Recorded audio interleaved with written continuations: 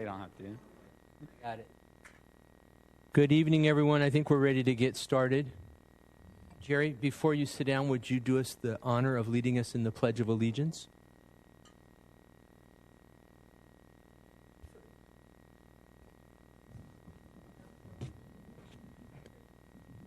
Please cross your hand and join me in saluting our flag, saying the Pledge of Allegiance. I pledge allegiance to the flag of the United States of America and to the republic for which it stands, one nation, under God, indivisible, with justice for all.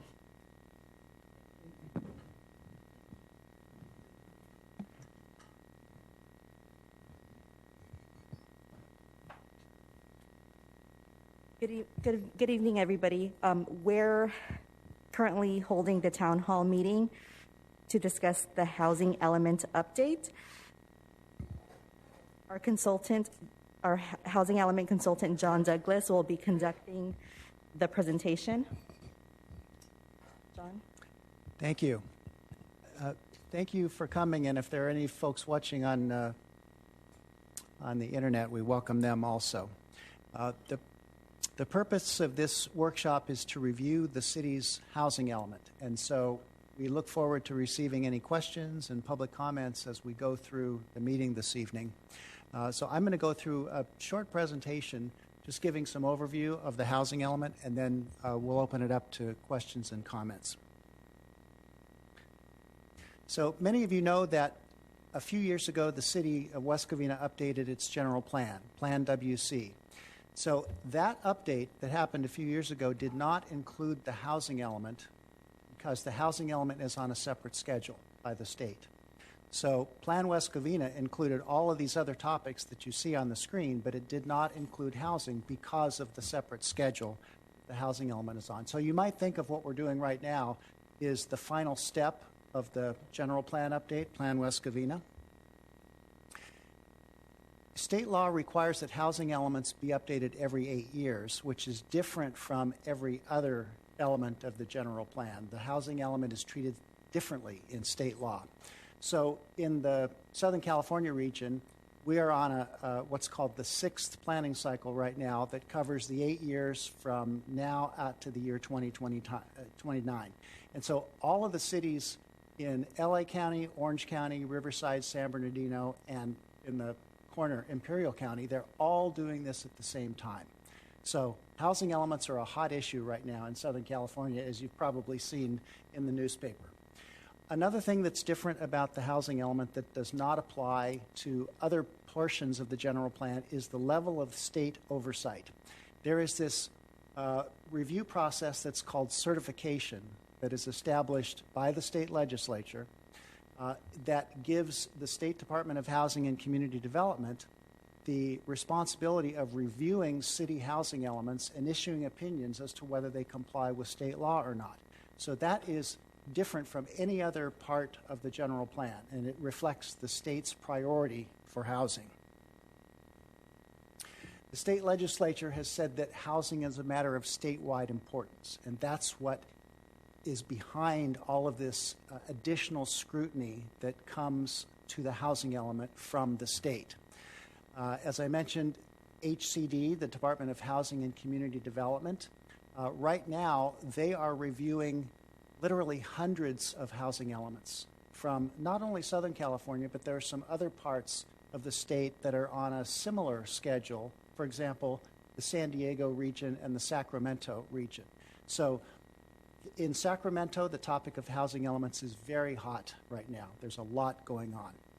One of the interesting things about this process that we refer to as certification is what we call it when we get a letter from the state that says our housing element fully complies with all of the requirements of state law.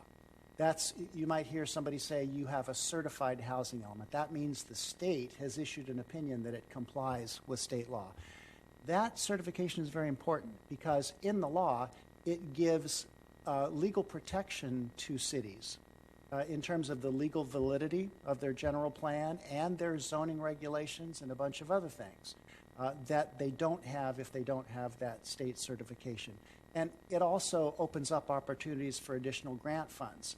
And if I'm not mistaken, I think some of the work that the city is doing right now on the development code is maybe in part funded by some state grants, that because the city has a certified housing element from 8 years ago, they were eligible for additional grant funds to help offset the cost of that planning work.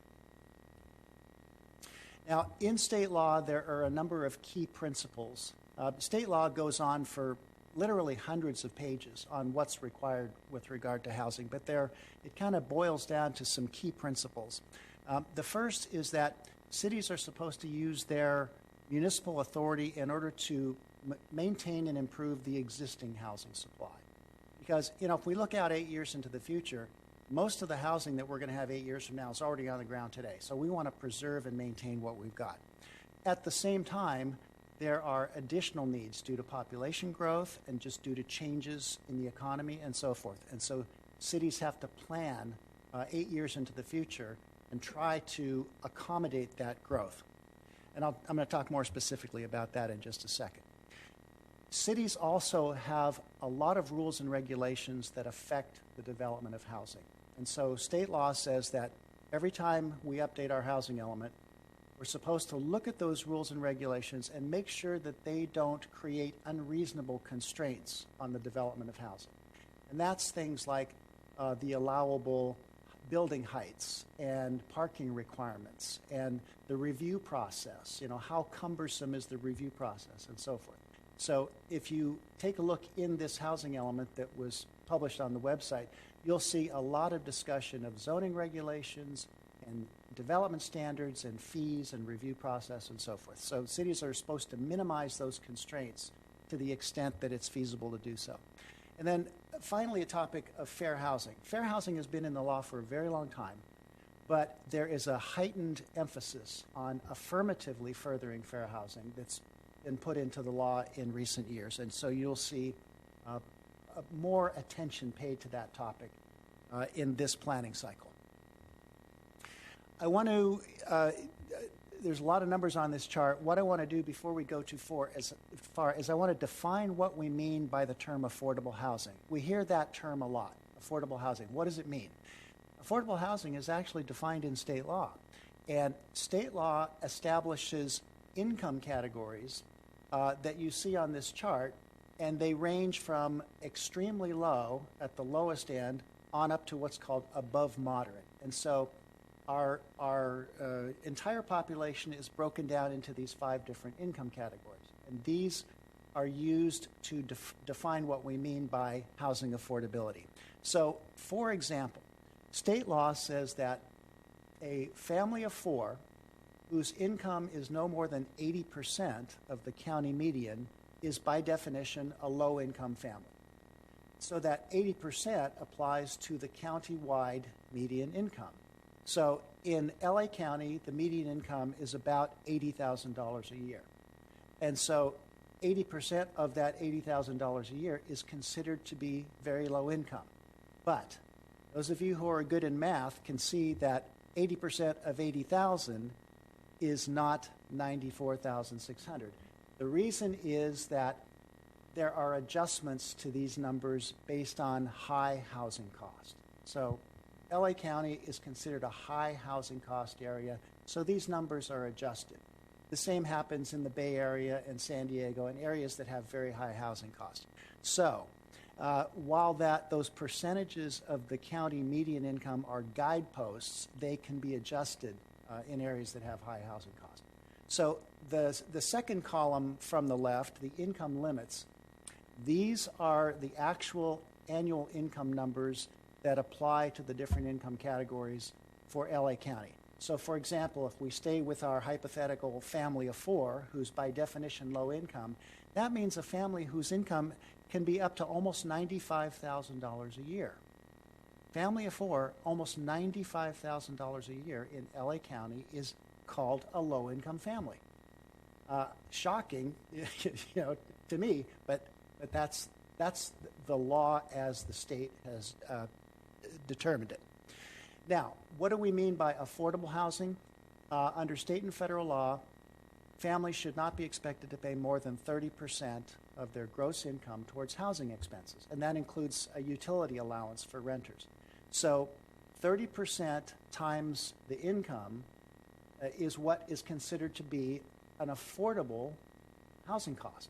So for that low-income family in LA County, up to $2,365 a month is considered affordable housing for a low-income renter family.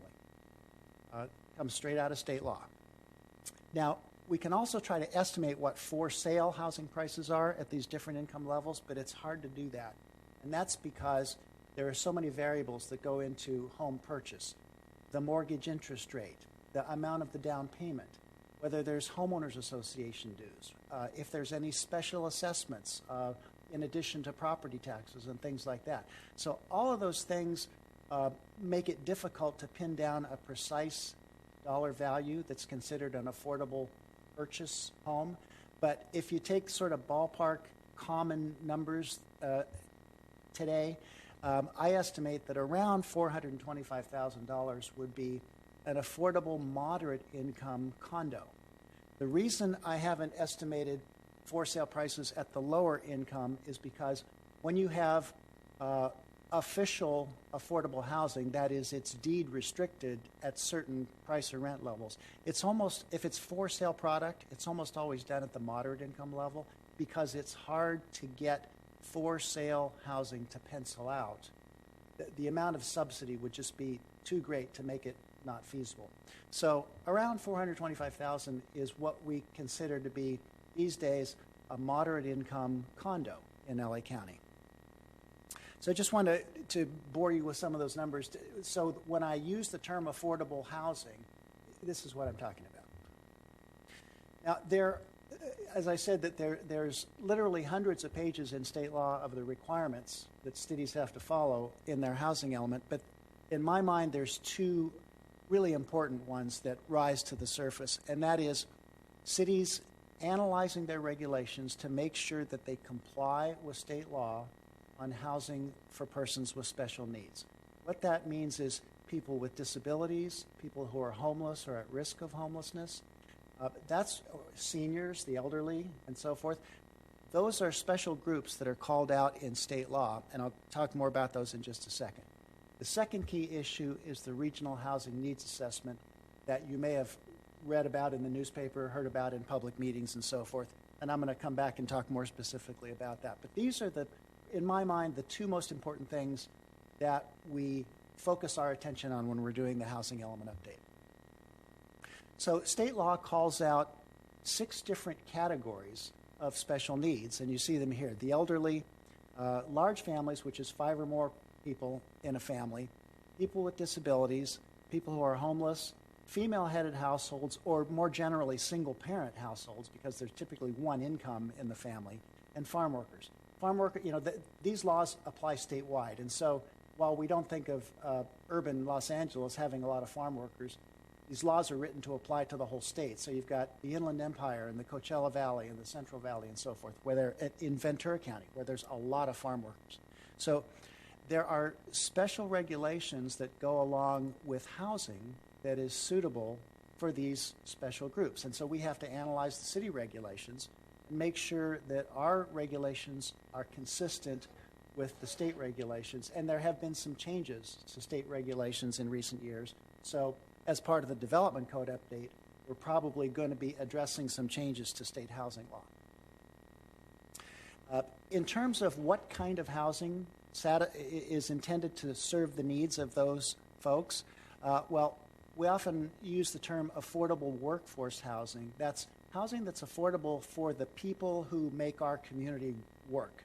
The service workers, the lower paid essential people to make every society work. And so we try to figure out how we can encourage housing that's affordable to those people that we need to do the things that have to be done in our community. Then there are some other specialized kinds of housing.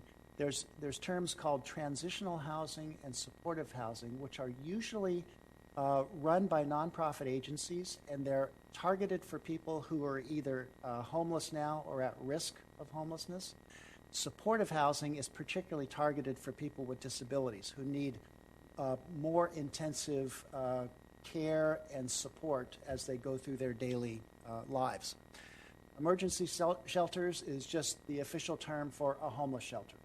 And then there's a new category of shelters called low barrier navigation centers. We're starting to see that term pop up in the news, a navigation center, which just means a homeless shelter that also has some services provided with it, job placement, maybe some counseling, maybe assistance figuring out where housing assistance is available to move into a more permanent type of housing situation. Residential care facilities are facilities that are intended for people who have a disability or a health situation where they also need some sort of continuous care. And there are special rules that apply to residential care facilities. And then there's another term that's in the law. It's called reasonable accommodation. What that means is, under state and federal fair housing law, if someone has a disability, and that disability requires them to have some sort of a modification to an existing rule or a regulation so that they can use their home. An example might be a ramp, a wheelchair ramp that maybe doesn't meet the strict building code requirements or the zoning setbacks and things like that. Cities are expected to make reasonable modifications and adjustments to their rules in order to satisfy the person with the disability so that they can use and enjoy their home. So that's one of the things that we look at every time we do a housing element update. We look at the rules and what's the process, and is that process as simple as possible in order to accommodate the person with a disability and their needs. Okay, I'm going to shift gears and talk about the RHNA, one of planners' favorite topics every 8 years when this comes up. The Regional Housing Needs Assessment has been in state law for about 40 years. And in essence, it says that every city and every county, for the unincorporated portions of the county, are responsible to use their municipal powers to try to encourage and accommodate enough housing to meet the needs of the community and housing growth over the next 8 years. And it's a numerical exercise where at the beginning of this process, the state assigns a total housing need to the region, so SCAG in our case. And then SCAG is responsible for allocating each city's share of that total housing need. And then the city is assigned a number that it needs to plan for. What's important about these RHNA numbers, and I'll show you in just a second what they are for West Covina, the city is required by state law to show that its plans and zoning regulations could accommodate that amount of housing development. They don't have to meet it, but they have to plan for it. So that's one of the hard and fast rules of housing elements. The city has to show how they could accommodate the RHNA number that's been assigned to West Covina. The RHNA is broken down into the different income categories that I showed you a few minutes ago, and we do the analysis for each of those different income categories, and that is based on the density of the housing that's allowed. So in state law, density is a proxy for affordability. So what state law says in urban areas like West Covina, you have to allow a density of at least 30 units per acre in order to be feasible for affordable housing to be built. So we look at our zoning regulations on our plans, and we look at the downtown regulations, for example. And in the downtown, much higher than 30 units per acre is allowed, and there's been some new projects that you've seen around town, five-story projects that are higher than that 30 units per acre. 30 units per acre is typically about a 3-story condo or apartment type of project. So that's one of the things that we look at is, do the city's plans and zoning regulations allow higher densities that are necessary to accommodate those lower income housing numbers? The way we demonstrate this is doing a parcel-specific inventory. So if you look in the appendix of our draft housing element, you'll see tables that go on for several pages. It's parcel-specific information. How big is the parcel? What's its existing use? What's the zoning? How many housing units could be built on that parcel if you had an interested property owner and an interested developer and so forth. So that's one of the key bits of information in the housing element, is that inventory of parcels where housing can be built. So the actual numbers, about a year or so ago, when we started off the housing element update process, the state allocated the SCAG region a total need of over 1.3 million housing units for the next 8 years. That was a shocker to a lot of people, because when we did this process 8 years ago, that region-wide number was only about 400,000. So it's more than 3 times what it was 8 years ago. Why is that? It's because the legislature has declared that we have a housing crisis, and something has to be done about that. And so these higher RHNA numbers are part of the state's response to the housing crisis. The RHNA numbers will result in rezoning in many cities, rezoning to create more capacity for housing. That's what the state legislature, that's their idea behind the RHNA, is to upzone property to create more capacity for housing. So that's one of the key themes in recent changes to state law. So of that 1.3 million housing units for our 6-county region, LA County had the largest share of the 6 counties, as you might expect, over 800,000 housing units, and West Covina was assigned 5,346 units that it has to plan for. It has to show that it has plans and zoning regulations that could accommodate that amount of housing if you have an interested property owner and developer and a source of funds and so forth. It's not a mandate to build, it's a mandate to plan for. The RHNA total is broken down, as I mentioned a minute ago, into different income categories. So if you look at West Covina's assigned RHNA numbers, as they're shown on this chart, about 1,600 units in the very low category, about 850 units in the low category. Those two categories together we refer to as lower income. So lower income equals very low plus low. Those are the income categories that a density of at least 30 units per acre by the state is determined to be necessary through our plans and zoning in order to feasibly accommodate those lower income numbers. Moderate income and the above moderate don't have specific densities associated with them. And so that's our chore, is to show that we have enough sites with the right zoning that can accommodate these numbers. And when we went through that exercise, the most important piece of information when we went through this exercise is the new general plan and the downtown zoning regulations, because those are where the majority of the city's future housing can be accommodated, because it allows higher densities and it's got a lot of capacity. So when we did our analysis, we found that there is enough capacity, we believe, based on the new general plan and the downtown plan, that could accommodate these numbers. Now, my opinion, probably not going to happen, because when you look at the economy and the amount of housing development that has happened, if you go back 20, 30, 40 years, we've never seen, even in the boom times, we've never seen as much housing built as these RHNA numbers, if you look at the whole region. Because there's a variety of reasons that I'm not going to go into, but it's viewed as a goal to strive for. And one of the ways we strive for it is making sure that our plans and zoning regulations can accommodate it. That they're not, the plans and zoning regulations are not the thing that stops enough housing from being built. There's plenty of other things that stop housing from being built. So to recap the essence of these RHNA numbers, I think of there being a planning requirement, and then there's a housing production requirement. The emphasis is on the planning requirement. So the city has to ensure that its plans and regulations could accommodate the amount of housing in the RHNA. Accommodate means if you have an interested property owner and developer. It doesn't mean it has to happen. The city doesn't have to go out and build housing. The city just has to create the conditions that the housing can be built.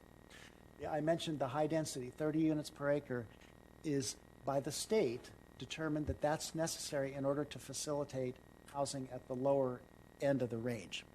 And the housing element has to demonstrate through that parcel-specific inventory that we have adequate sites that could accommodate the RHNA. Now, I said that cities don't have to achieve these numbers, but there are some recent changes in state law that are intended to try to encourage cities to do the best they can. And one of the new changes in the law is that if a city does not accommodate its RHNA numbers, then they have to fast track some kinds of projects. And there's some specific requirements in the law about what kinds of projects they have to fast track. It has to the project has to have at least 20% low-income units in it, and the project has to use prevailing wage, union scale labor, which is typically not used for ordinary market rate housing. Union scale labor is required to be used for affordable housing when public subsidies are assisting the project. Okay, but ordinary market rate housing typically does not use union scale labor. But that's one of the requirements in order to be eligible for the fast track. Sometimes we'll see articles in the newspaper sort of like a school report card. You know, such and such a city is getting a C or a B or whatever in terms of its production. So those really don't have any legal, there's no legal penalties that come with those. They're what reporters like to do to make their story more interesting. So I'm going to wrap up here, and as I mentioned, we have a draft housing element that's been posted on the city's website, and I'll show the link to the website in just a second. So the next step of this process is, after tonight's meeting, if there's anything that comes out of this meeting that causes us to want to refine what's in the housing element, we will do that. And the next step is that the draft housing element has to be sent up to HCD, Housing and Community Development, for review.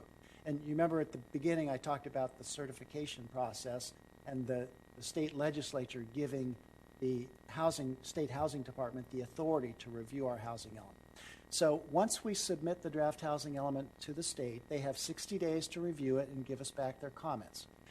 Cities, in this cycle, cities are getting extensive comments from the state, far more than I've ever seen in my career. And so we will get back probably a long comment letter from the state, and then Joanne and I and staff will go through it, and we will make adjustments, refinements, corrections, whatever, to the housing element. And then we'll have public hearings with the Planning Commission and the City Council, and we'll present the draft housing element, the state's comments, the revisions that we've made to the housing element to address the state's comments, and then that'll be up to the Planning Commission and the City Council to decide whether to ultimately modify, approve the housing element. After the City Council adopts it, it has to go back up to State HC for a second time, the adopted housing element. And the purpose of that is they want to see if you've made the corrections that they recommended to you on the first round of review. And then once we get that second letter back, if the letter is thumbs up, you've addressed all of our concerns, then that's what's called certification of the housing element. And then the city will go through implementing the programs that are in the housing element over the next 8 years. So the city has set up the website that you see on this link, and there's meeting notices and background materials and the draft housing element. This is Housing Element Central on the city's webpage. So that concludes my presentation, unless Joanne or anyone else wants to add anything. John, if I may, I'd like to add this thought. We're so blessed to have John with us tonight. He and I have done housing elements, let's just say a number of times together, and he's the best in the business.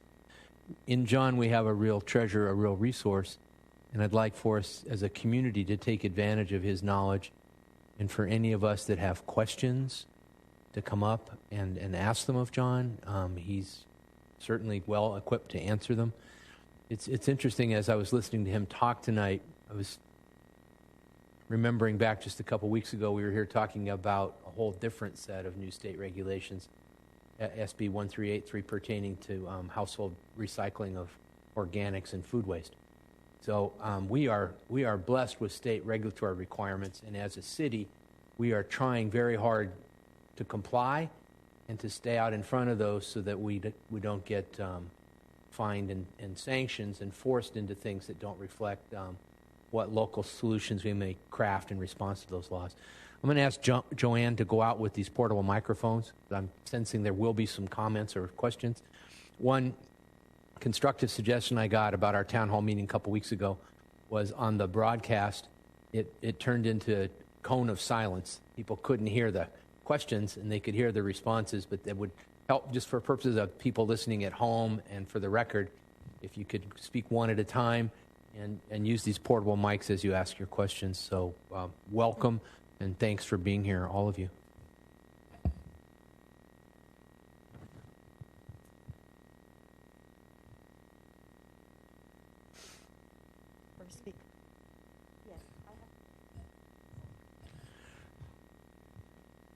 Mr. Grivich, under state law, you're not required to give us your name, but it might just be helpful if you could state your name before you begin with your questions or comments. I'm Jim Grivich. I didn't plan to be first, but this is the way it goes sometimes. Anyway, my comment, I read this cold for the first time. And the whole time I was looking at it, I was thinking, this is all trees. Where's the forest? And I'd like to focus on the real issue here is there's not enough housing in the state of California. And I didn't see this document dealing with that really at all.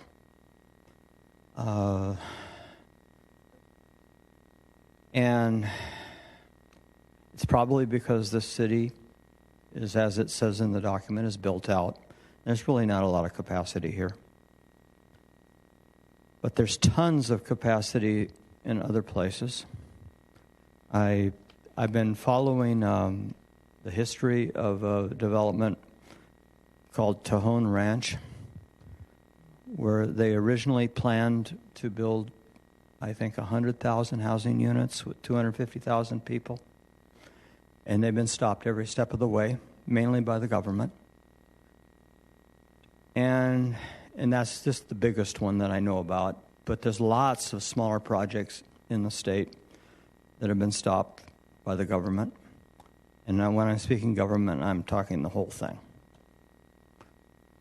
And it's obvious, at least to me, that the real problem is that despite what they say in things like regulations that require you to do this report, they don't mean it.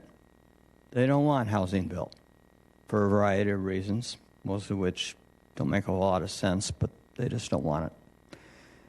And it's kind of like internal contradictions. And I can throw out kinds of examples what I'm talking about. There's this whole set of regulations that have to do with hardscape. You can't put down more asphalt and concrete or structures because the water won't soak into the ground. And that's bad. Don't do it. And yet here you're told you have to build hardscape. You have to build all this stuff. Absolute contradiction. There's regulations that you can't mess with the environment, but yet you have to build houses, which messes with the environment. There's regulations that say you can't take showers anymore. You can't water your plants. Yeah, you got to build more houses, which obviously require water. And by the way, I think there's one major error in your document that said there's no problem with water to build all these houses. That's absolutely not true. We're being told we have to cut back on our water use without building any more houses. That particular statement is factually false. But my point is that it's like you have, when I was in administration and management, we talked about this as silos. People off in this little corner doing their own little thing, and people off in this corner doing their own little thing. They never talk to each other. They never have a coordinated message. And so this thing that you did is one of those silos that, in effect, kind of contradicts what the other folks out there are doing. And the whole thing together, from an ordinary person's point of view, which is what I'm trying to think of myself as right now, doesn't make any sense at all. And so I protest because it doesn't make any sense. That's basically the point. And I could go on with a whole bunch of examples, but I don't want to dominate this, so I'm just going to stop. Thank you, Mr. Grivich. The next speaker is Jerry Potras. Jerry Potras. I also read the document. I actually went through it twice. I want to give a compliment. The housing for preservation 1.1, you have it correct. It's not just for seniors. And every time that is said in these council chambers that it's a senior program, I cringe. It's for households. And young families could benefit. Middle-aged families could benefit. My one concern is, and this is more for the city manager, is the reports throughout it will periodically say it's advertised on the city website. Well, a lot of seniors don't go to the website, okay? So I think sometimes some of this stuff needs to come out. There needs to be a way to get it out more than just that. One of my pet peeves is with I don't go to the senior center as a senior, but they have a nice little newsletter, and I don't think it's on the city website. It might be, but when I've looked for it, it hasn't. So the communications from the city to the residents, I think, is an issue. One of my real concerns in the report, and I printed out the page. Section 3, housing needs assessment, and I think this little concept kind of laced through the report, the document. It mentioned that the western and northern portions of bordering Baldwin Park and Covina, those are comes off as not wealthy parts of the city. And the other part of the city where it mentions the city of Walnut, where many neighborhoods came, and it gives the history, those are more the wealthy areas. It does not, and this really does concern me, it doesn't address the other borders with the city, which would be the City of Industry and La Puente. And one of my concerns, I live north of the freeway. I'm one of the many residents that live north of the freeway. And we get impacted differently than south of the freeway. And when this report was implying or stating that the borders to Covina and Baldwin Park had these old houses that needed to be updated or could stand some updating, well, there's equivalent neighborhoods down near La Puente and the City of Industry, but it makes it sound like everybody's wealthy like they are in Walnut, and that's not the case. That concerns me because this report, granted, it's going to go up to Sacramento. My concern is the 5 individuals that sit in here and make decisions based on this. And I don't want to, we've just gotten impacted with the density and the Amazon Center. Is that because we're the low-income area? We get the CDBG funds. That, to me, is a problem in the way this report is written. It's missing the other part of the low-income older neighborhoods that are on that side, whatever side. I'm directionally challenged, okay? The other thing, and I'll get, because it does bother me that there seems to be a tone that the city has these old houses. Old isn't bad. Old can be good. Claremont has old houses. That bothered me a lot because we have a person who thinks anything that's old is ugly and needs to be replaced. And that's not the case. The other one is just a point of accuracy, and I'll give this to Joanne, but I did bring the page. I go there virtually every week. Corey's Kitchen is no longer Corey's Kitchen. It's Shepherd's Pantry. And that's my comments. Well, Jerry, if we could take these as they come, I would like to own the criticism or the suggestion that was made about city communications. I think you're exactly right. I mean, I personally invited you to come tonight because I thought you'd be interested, but that we need a system better than that. Yes, you do, and I appreciate that. But as a city, we need to do much better in this area. I intend to bring back that Discover magazine, which we cut back because of budget, et cetera, et cetera. We've got a new assistant city manager going to focus on community services, including public communication pieces. So hopefully we can do better. I know some of our departments are doing really well. Jim was talking about silos. I think our police department, I'll give credit to our chief who's here tonight, does a great job of telling that story. But regarding the other aspects of the city, we need to do better. And I'm going to ask John to respond to the questions that or suggestions you made about those other areas of the report. Would you mind, John? Just briefly, one of the things that's frustrating to us that do this kind of stuff for a living is that statistics don't tell the whole story. Now, we're required to use census data and so forth, but those of you who know the community like the back of your hand, you know that those numbers don't tell the whole story. And so that's one of the frustrating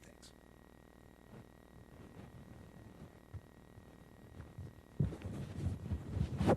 The next speaker is Angie Gillingham. Hi, I'm glad you made that statement about Discover.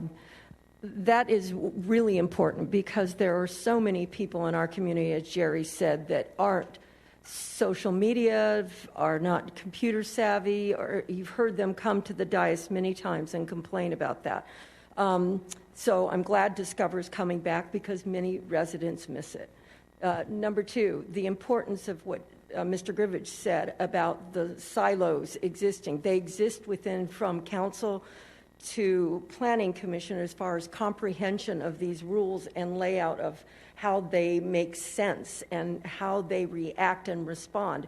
For instance, many of the developments that have gone on recently at the schools, there seems to be an eagerness to meet the RENA numbers and not comprehend that they don't necessarily have to comply with the per acre and be sensitive more to the existing residents that are there.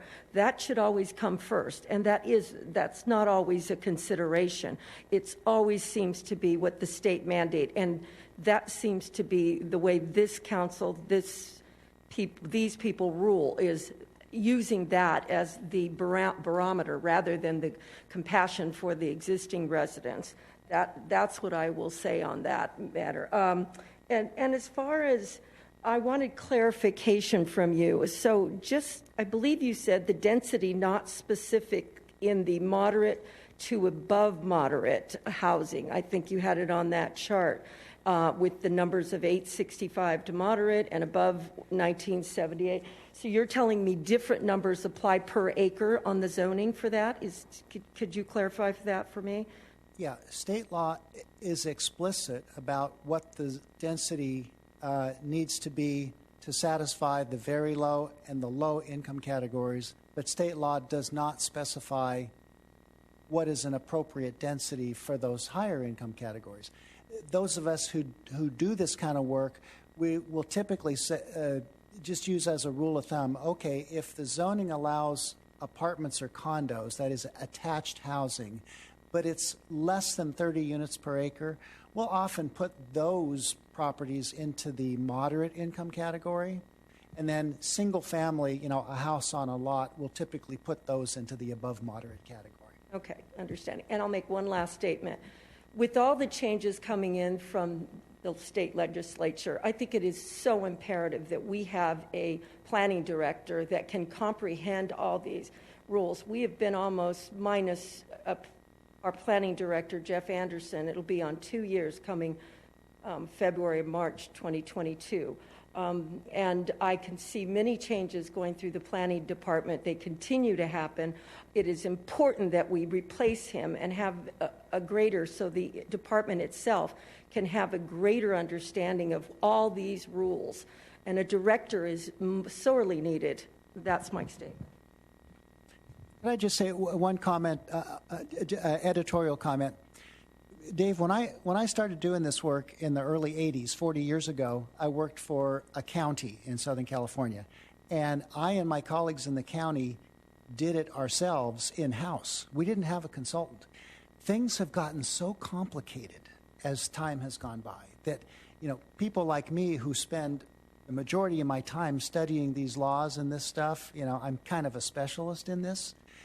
And, the average person, the average planner that works in a city has so much on their plate that they don't have the time to follow every new law and all these details. And it's frustrating to me, because I spent the first half of my life working in city and county planning departments. The next speaker is Linda Jackson. Hello. I did read most of this element, and then I read the one before, and I also attended the study session. I found them all very informative.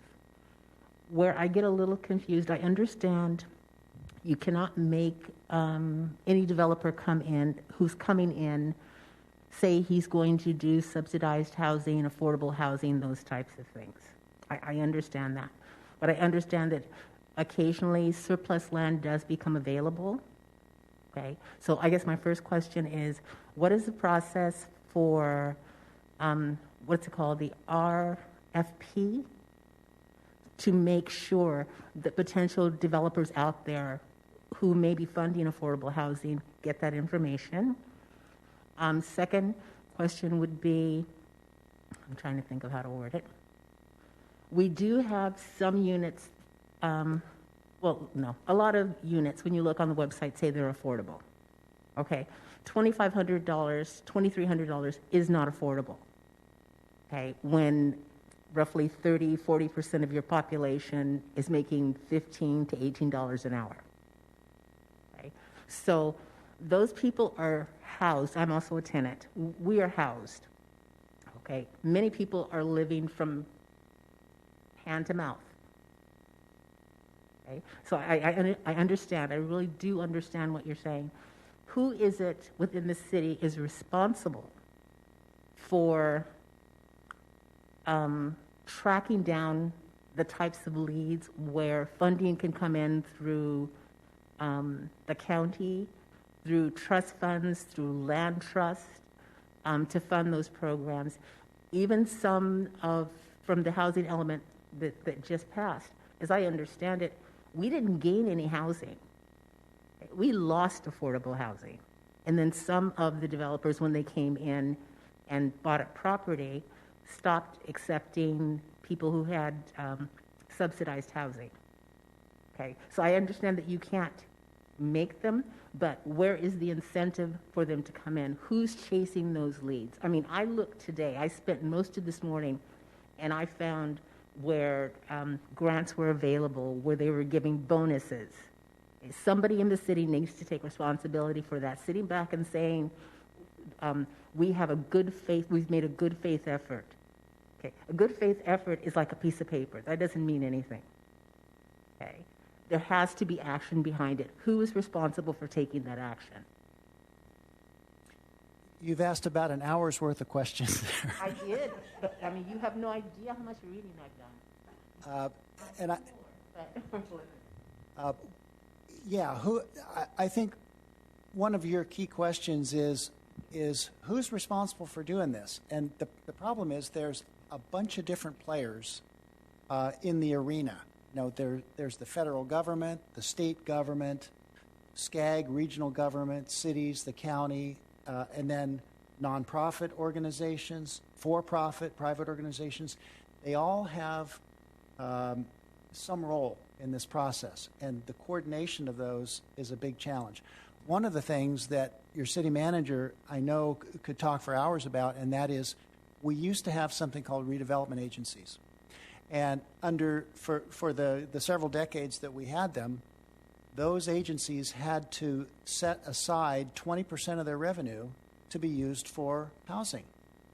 And that, in the whole state of California together, that added up to $1 billion a year of housing assistance money that was allocated through all the different redevelopment agencies around the state.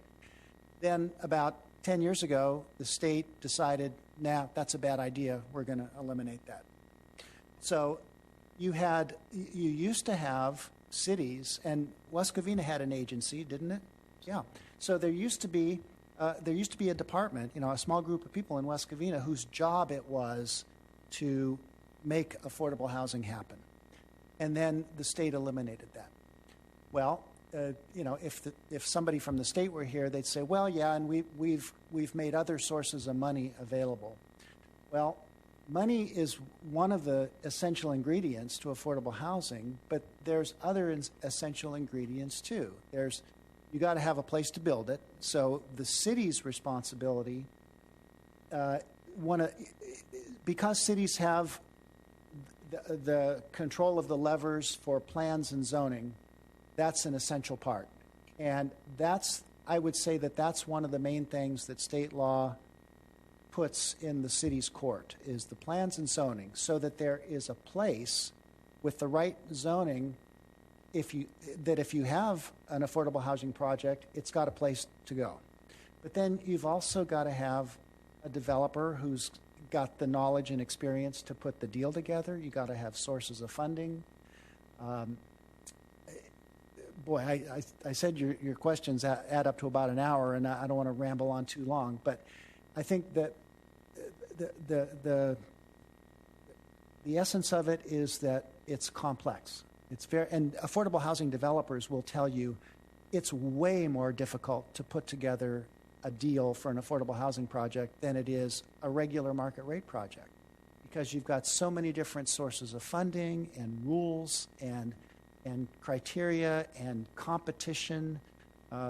There's a federal grant program that's called the Low Income Housing Tax Credit, tax credit projects. Well, from what I hear from talking to affordable housing developers, is sometimes it takes several years of applying for those grant funds before you get them, if you ever do, because there's way more projects that are going after that money than there is money to assist them. So there's just not enough.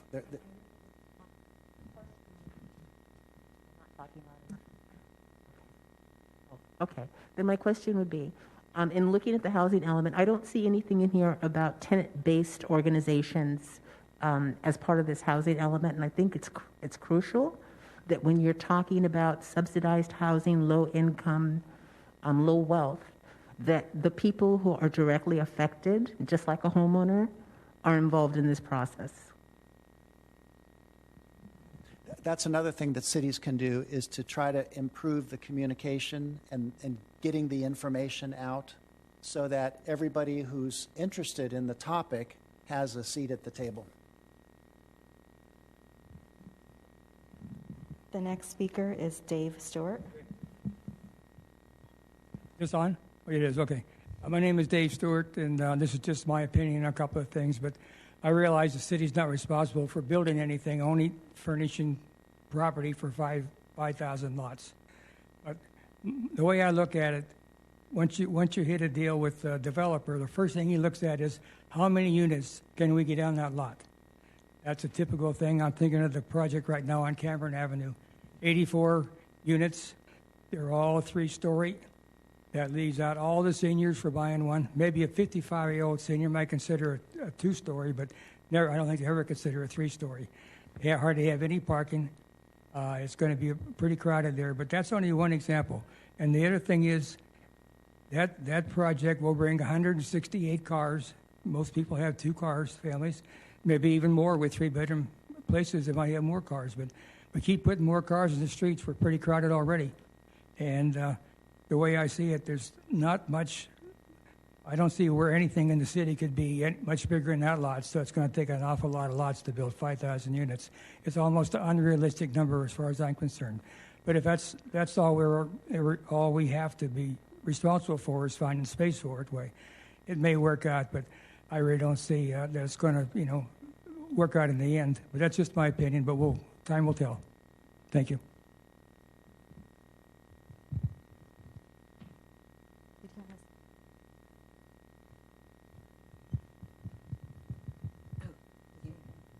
My name is Gloria Gandera.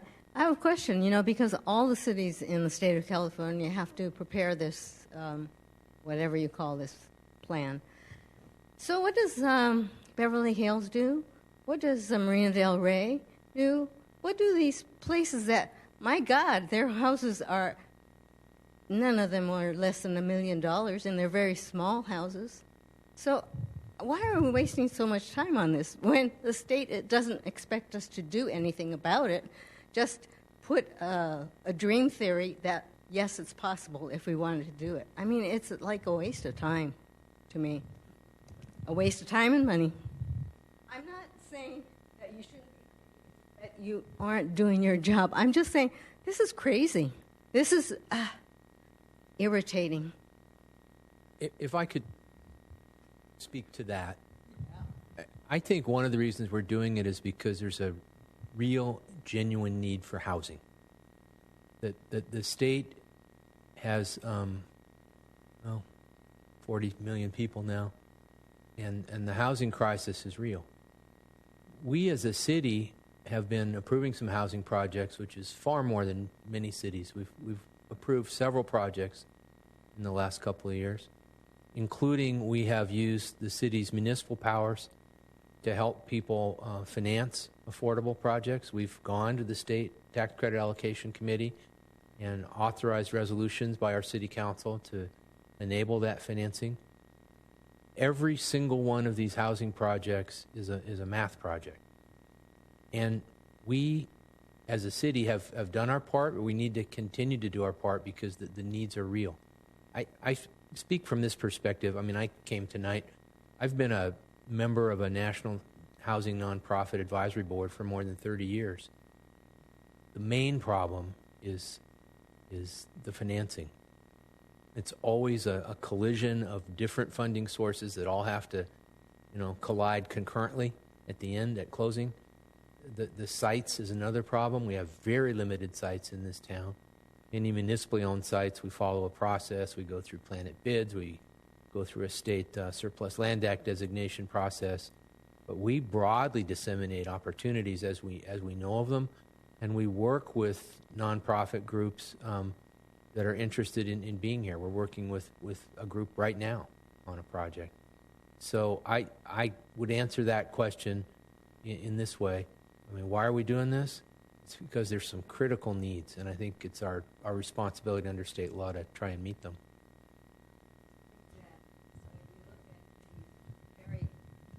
I think when you look at these cities like Beverly Hills, Marina del Rey, and there are plenty of them. You go up north, and there are more up there than there are down here, it seems like. I mean, I know they probably hire a consultant because you have to prove to the state that you have done something, okay, and that you have the right person helping you with this solution. But, you're talking about, like the gentleman said back there, you're talking about saying that you can put 5,000, 5,300 houses here, but you don't expect to put them up, that many up anyway. But we have spots where you can put this much in, and so next year or in 8 years, if they triple it, you're going to say the same thing in the same spots probably. I don't know, because you can go higher by then, because a lot of cities have limitation as to height. Sure. Too. A lot of places at the beach. Sure. Primarily. If I could, just very briefly, I have some knowledge of what Beverly Hills is doing because I'm their consultant.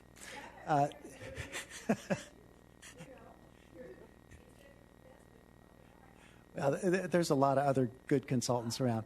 But Beverly Hills was assigned over 3,000 housing units, and they're completely built out. No, they don't have any vacant land. But what they did to show, and they're in the review process with the state right now, so they're not done.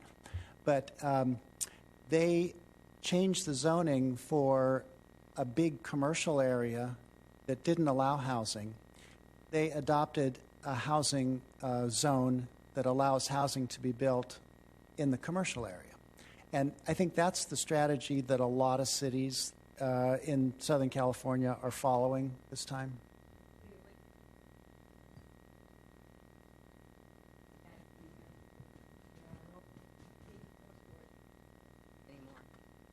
You're not going to have big Macy's, a big store, in the malls anymore. So you have to have a place for something, and they're putting housing like they're talking about in Whittier, the city of Whittier, in their malls that exist. But yeah, I know.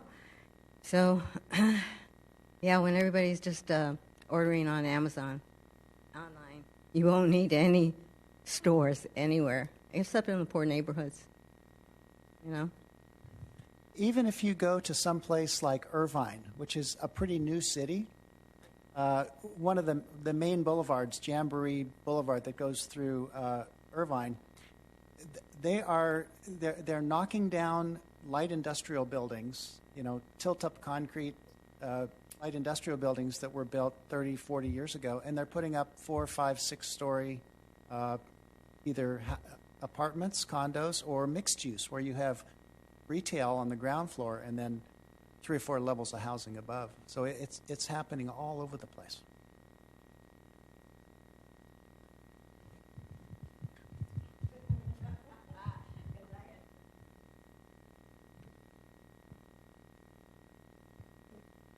I understand there's no possible way to build 5,000 units in West Covina. I guess, but my question would be like the multi-use. One of the properties, I think it's on the corner of Cameron and Garvey Avenue South. It's a business complex that looks like it's abandoned, completely run down. I live right across the street from it. That would be some place that I believe could be developed because it's got potential. No, I mean, it's actually listed in the old housing element, but nothing, I guess, whoever owns it hasn't done anything with it. And isn't there also the maintenance yard, which is considered surplus? And I understand you can't do 5,000 at a time, but can we do 25? Or is there something when developers come in that we say, okay, we're going to let you build your luxury apartments, but within those luxury apartments, we want 25% of those to be affordable and to remain affordable. I think when I attended a meeting with LASA yesterday, what they were saying was that the money that's going out to subsidize some of the rents, the loans are good for 55 years. Okay, so that means people aren't going to be kicked out in 5 years. We have a homeless problem. Okay? In 10 years, I believe it's projected that 30% of the city's adults are going to be over the age of 55. If people now are being evicted and self-evicting out of their residence because they don't have a place to live, what are we supposed to do? Those are our family. That's our friends. We have to look at that objectively and say, sitting back saying, really, there's not a whole lot we can do isn't good enough. If we need to stand up as a community and help to go after or pursue developers, then that's what we need to do. But sitting back idly saying we don't have anything, it's just not good enough.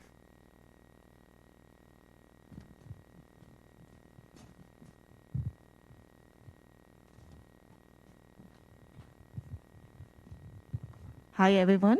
I was not planning to say anything, but regarding, it's unfortunate that not that many people are here tonight, and it's also unfortunate, it appears, that the people who needed housing the most, which is the lower half or the 50% of the people, or the lower income, they're not here. to speak for themselves or participate. I mean, they could, but it's really difficult, I think. And all the people who are sitting here who is taking an interest in, we all, I would assume, that own our own home. So that has really, perhaps, I'm sorry.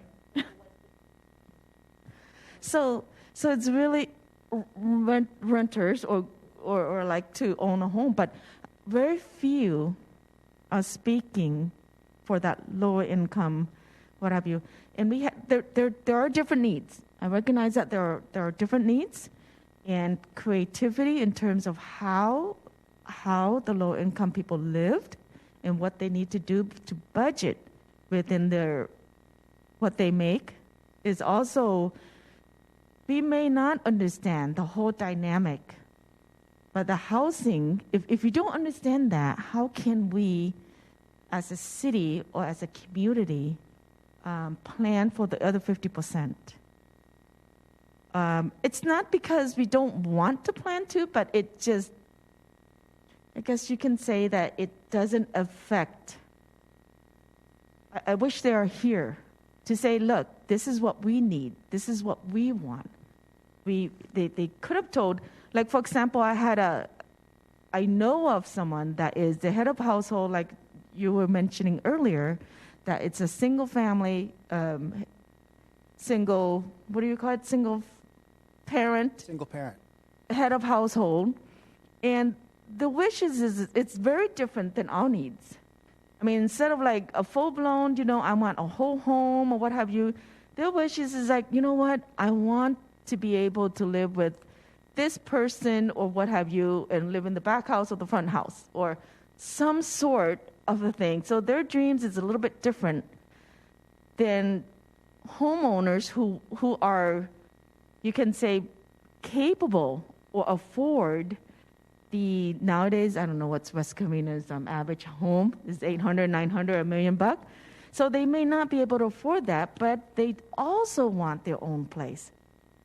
Attached, detached, or some sort of home that fit their family needs, whether it's a one-person or two-person head of household situations.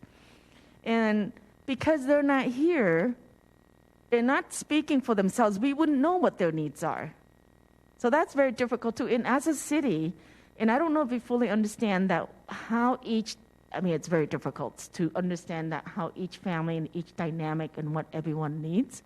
So it's very difficult to zone. Now, in terms of zoning for the city, there's three parties to make this whole thing work. One party is the landowner, which is the homeowner. The other party is the finance, being able to afford to build or expand or what have you. And the third party is the what is it called? The city, the zoning. If they cannot build certain things to fit their needs, then even if you own a land, you can't really build it. So that's a comprehensive planning that we need to do and address all 100% of the populations in our city. You had mentioned, I didn't realize that, the 50% low income and all that range has to be addressed somehow. And our zoning code also needs to be reflected. I don't know how. Perhaps maybe you can help us with that.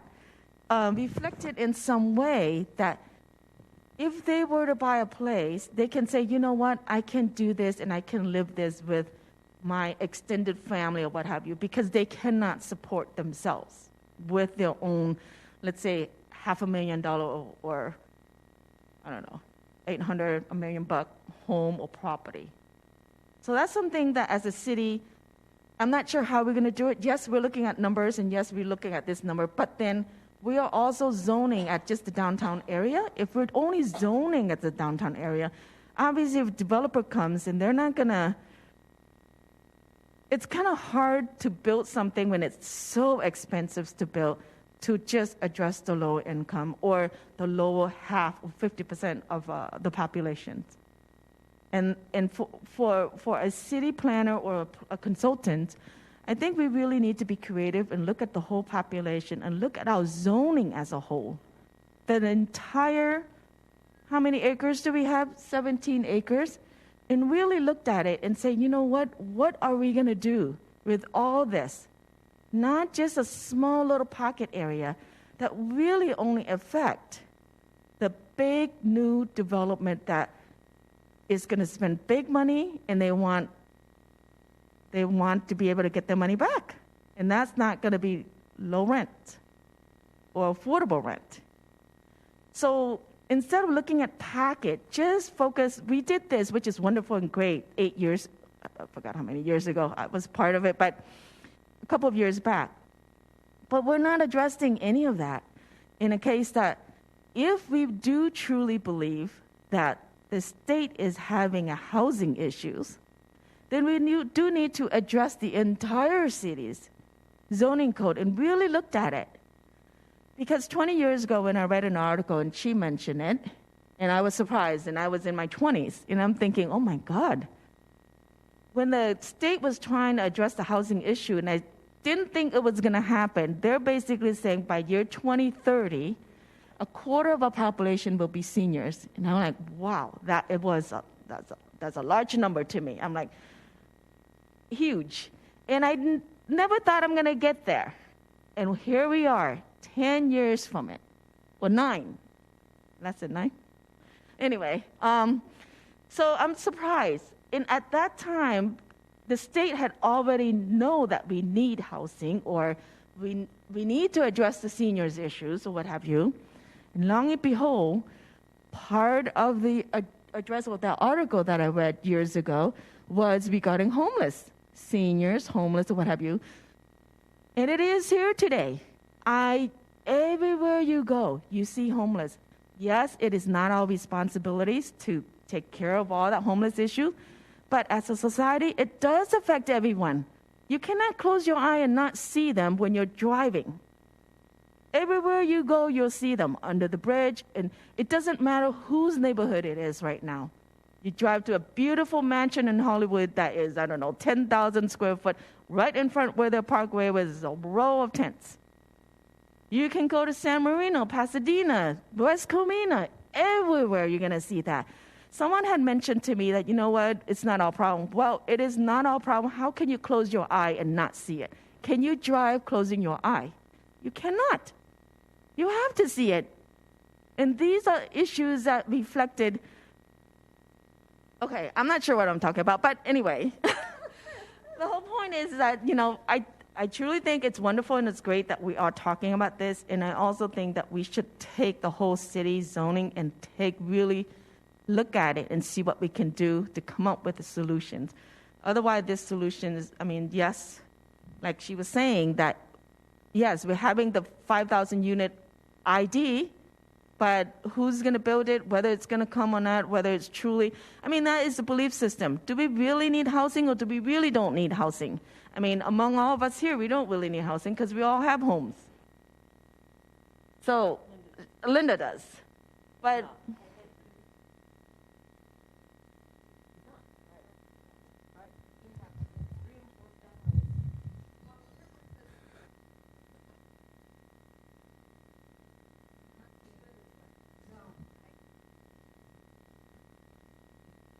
the purpose of the housing plan that you work on is not to, you're aware of zoning so that you can say, well, you can build the houses here. Although I don't think the mall is zoned for housing yet, but I remember when we talked about redoing the plan, the zoning plan, a few years ago, we did discuss that was a potential, because even then they knew that the mall could not exist 2 stories high, and that you had plenty of land there for cars, and we don't want you people to drive. We want you to go take the buses, and they don't want you to have a car. So that was known, but that's not your job as a consultant when it comes to the housing element, to develop a new zone. From what I understand that you are doing, you are supposed to determine whether or not how and where those 5,300 homes can be built. And you're not saying this can be for low income, this could be, you're not designating, the price of the homes or who it should be for. That isn't what the housing element plan is about, from what I understand. That's correct. That's not what the housing element plan is about, but that's where it's headed. What's the point of writing it if you're not headed in some direction? There has to be some kind of movement. Okay, so I think that when the housing element is written, we have to kind of go by what the city, the state, whatever is saying. But my point simply is, okay, if you can't do 5,000, let's put 20 over here. Let's put 10 over here. Let's do something. Doing something is better than nothing, because then it's not a failure. It's not a failure for the residents, not just the homeowners. Let's stop. I think most have spoken, maybe, perhaps some have not. I know not everybody's comfortable speaking in a public forum. I'll offer that I'm happy to stay after and talk to people one-on-one if you're interested in that. And I'd like to just close by thanking all of you for being here tonight. It means a lot. So thank you very much for attending.